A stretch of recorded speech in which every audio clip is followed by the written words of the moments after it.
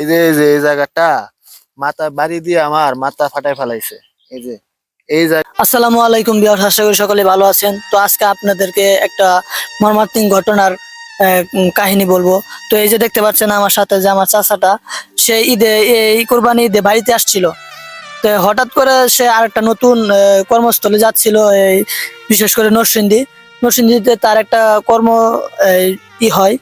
সেখানে একটা চাকরির একটা প্রস্তাব আসে, আর সে সেইখানে চাকরিতে জয়েন দেওয়ার আগে তার একটা দুর্ঘটনার সে সম্মুখীন হয়। সে নরসিংদী তোমার সাথে যে অন্যায়টা হয়েছে, সেই অন্যায়টা তুমি আমাদের এই ভিডিওর মাধ্যমে বলো। হ্যালো, আসসালামু আলাইকুম। তো সবাই কেমন আছেন? আমি ঈদের মধ্যে বাড়িতে বেড়াইতে আসছিলাম। পরে ছুটি শেষে আমি নতুন জায়গা, ওখানে স্যালারি বেশি, আমি যাচ্ছিলাম। যাওয়ার পথে আমি নরসিংদীর উদ্দেশ্যে রওনা দিছি। রওনা দেওয়ার পরে আমি বাস থেকে নামার পরে তিন চারটা অটোওয়ালারে বলছি, মামা তুমি কি আমার ওখানে দিয়ে আসবা? দাঁড়াও, তুমি নরসিংদী কোন জায়গায় তোমার আর কি চাকরিটা হয়েছিল, আর বা কোন জায়গায় তোমার সাথে যে এই ঘটনাটা ঘটছিল সেই জায়গাটার নামটা বলো, উল্লেখ করবা, যাতে সেটা সবাই জানতে পারে। এবং পরবর্তীতে যে সেইখানে যে এরকম দুর্ঘটনা হওয়ার আগে সবাই যাতে সতর্ক থাকে যে ওই জায়গাটাই এরকম ভাবে ছিনতাইকারী বা বিভিন্ন ধরনের আজে বাজে লোক থাকছে, বা এইগুলো থাকলে তোমার মানুষজন আর কি সতর্ক হয়ে যাবে, সেই নাম করবা, উল্লেখ করবা। নরসিংদী মাধবদী থেকে আমি শান্তির বাজার যাব। আমাকে মাধবদী নামাই দিছে। ওখান থেকে সন্ধ্যা 6:45 দেখি, এরকমই, মানে তো সন্ধ্যাও না এত ইয়েও না, এখন তো দিন বড়। পরে ওখানে যাওয়ার পরে নামাই দেওয়ার পরে আমি রিক্সাওয়ালারে জিগাইছি, মামা তুমি কি আমার শান্তির বাজার নামাই দিবা? ওরা বলতাছে, মামা তুমি একটু সামনে হাঁটতে যাও, ওখানে একটা ব্রিজ ছিল, হাঁটতে যাও, পরে তুমি ওখান থেকে অটো পাইবা। পরে আমি হাঁটতে গেছি। যাওয়ার পরে ব্রিজটা পার হওয়ার সাথে সাথে তিনটা লোক ছেলে দাঁড়াইছিল। আমারে বলতাছে, ভাইয়া এদিকে আসো। আমি গেছি। আমাকে বলতাছে, ভাইয়া তুমি কোথায় যাইবা?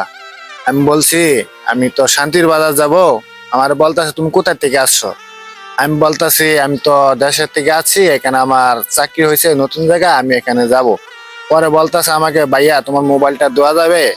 আমি 1 মিনিট কথা বলবো। পরে আমি না বলছি। আমি বলছি, না ভাই, তোমাকে আমি চিনি না, মোবাইলটা দেওয়া যাবে না। পরে আমাকে বলতাছে, ভাই মোবাইলটা দাও। এখন আমিও তো মানুষ, তারপরে তাকে আমি মোবাইলটা দিছি। আচ্ছা, মানুষই তো মানুষের বিপদে দাঁড়ায়, মানবতা খাতিরে আমি দিছি তাকে মোবাইলটা।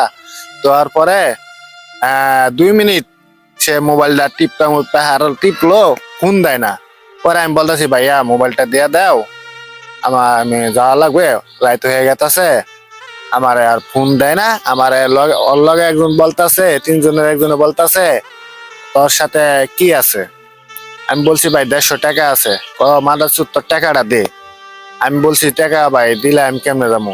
পরে আমি আবার ওই বকা দেও কে এই কথা বলাতে ওই ব্রিজের নিচে ওই সাইডের থেকে আরো 13 জন না জানি 12 জন, মোট 16-17 জন ছিল, ওইটা আছে।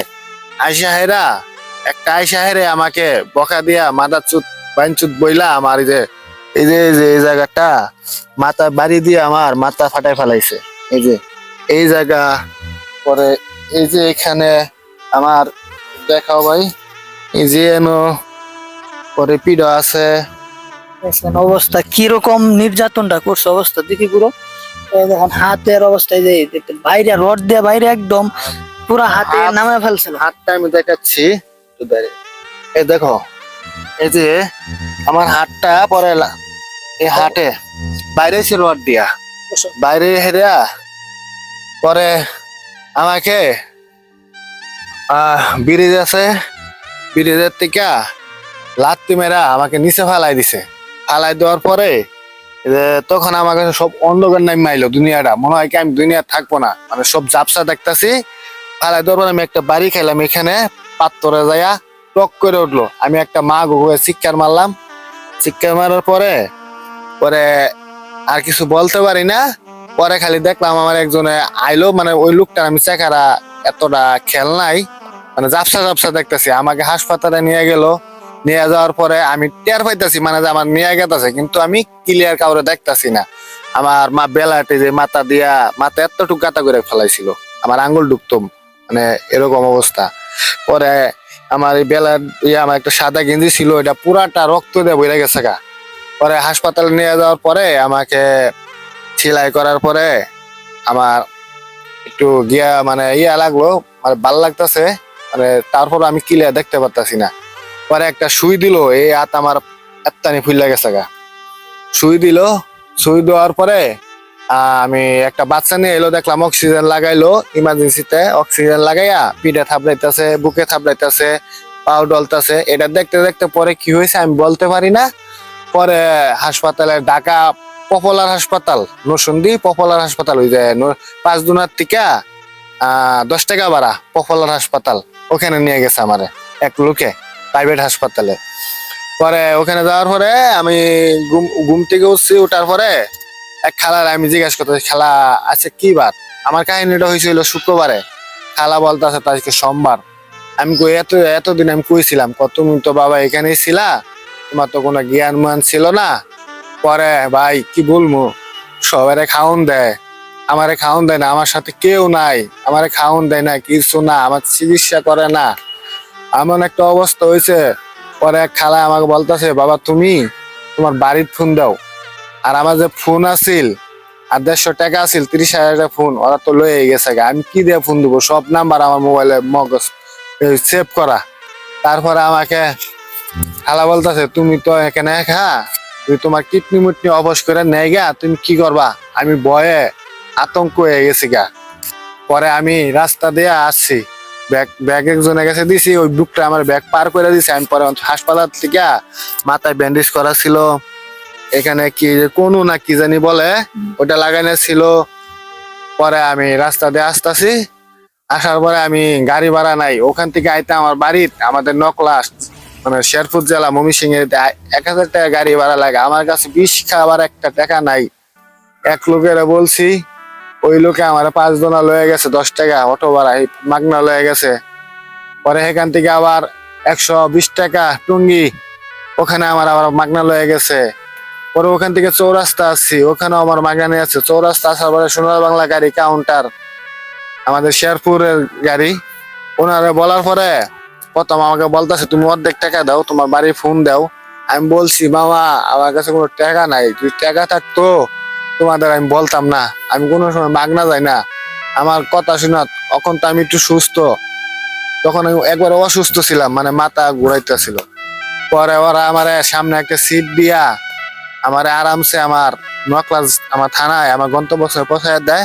পৌঁছায় দেওয়ার পরে আমি বাড়ি আসি। আসার পরে এই যে কবিরাজ হয়ে গেছে, আমাকে লয়ে গেছে, নিয়ে যাওয়ার পরে যে কালকে হাতটা আমার বসাই দিয়েছে। আমি হাসপাতালে 4 দিন ছিলাম। এই হলো আমার জীবনের কাহিনী। আমি এরকম হয় নাই।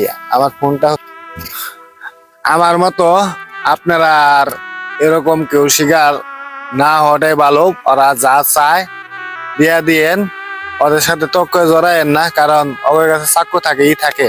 আজকে হয়তো আমার কপালটা ভালো, আমার মা বাবার দোয়াতে আমি আজকে এখানে ফিরে আসছি।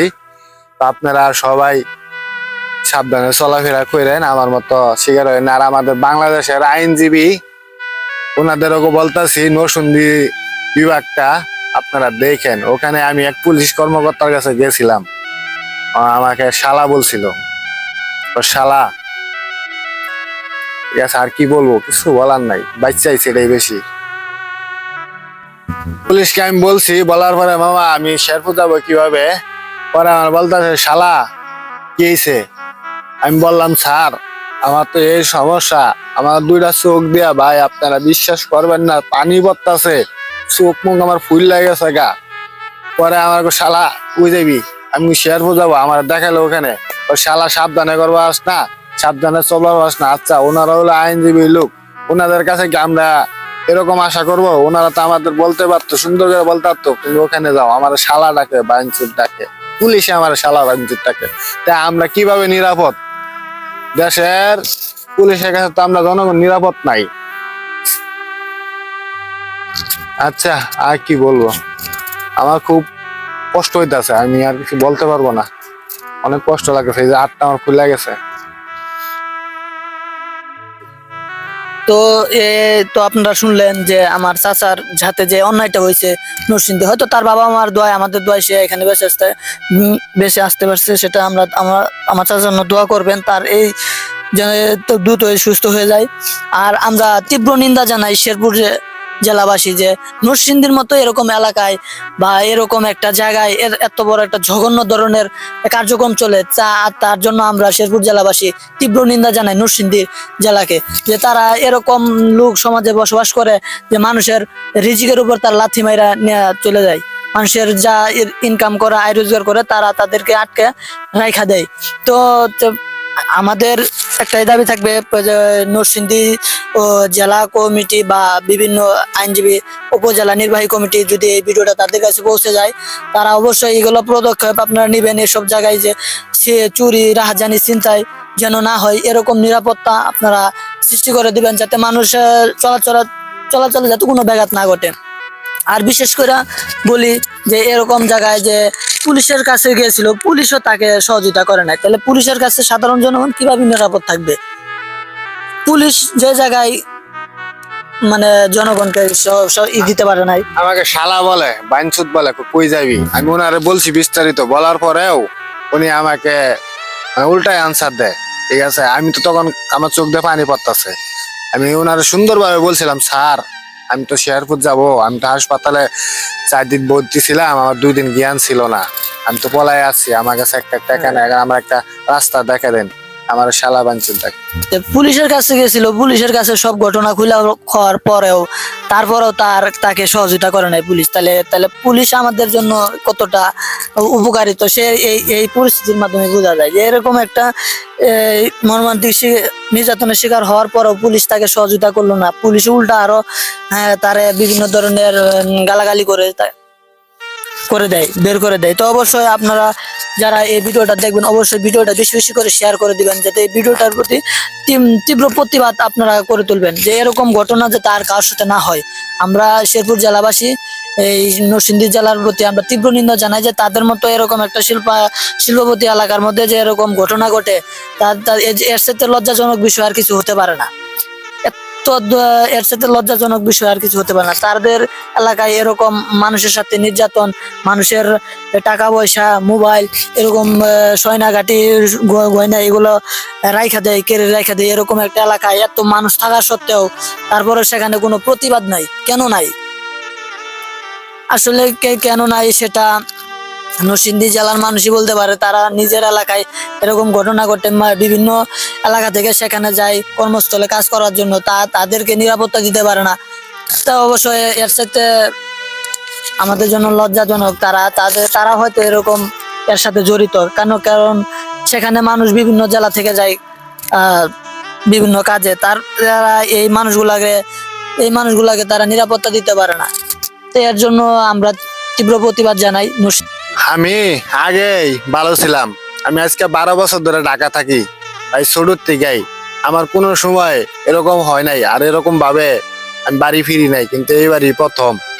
তো আজকাল দিন ভালো না, আপনারা সবাই সাবধানে চলবেন, ছিনতাইকারীর থেকে সাবধানে থাকবেন, আর ভিডিওটা বেশি বেশি শেয়ার করবেন, যাতে আমার মতো কারো মায়ের বুকে কষ্ট না লাগে, আর যাতে মায়ের বুক খালি না হয়। আর ঢাকা শহর এখন শান্তি নাই, ঢাকা শহর এখন অনেক ভয়ঙ্কর। আমার যখন মারছে, আমার সাথে আর রাস্তাতে লোক আটটা গেছে ব্রিজের সাথে, কেউ কোনো প্রতিবাদ করে নাই, আইটা চলে গেছে, আমার মারতে গেছে, মায়েরা ব্রিজের ফালাই দিছে। তাহলে দেখেন আমরা এখন কোথায় চলে আসছি, যে জায়গায় মানুষের উপর নির্যাতন হয় সে জায়গায় কোনো প্রতিবাদ নাই। মানে সেই এলাকার মানুষ তার পাশ দিয়ে যায়, তারপরেও কোনো প্রতিবাদ করে না। তাহলে বুঝেন তো এলাকাটা কতটা ভালো, নরসিংদীর মানুষ কতটা ভালো। আজকে এর মাধ্যমে আমাদেরকে জানিয়ে দিল, জানতে পারলাম নরসিংদী এলাকাটা কিরকম।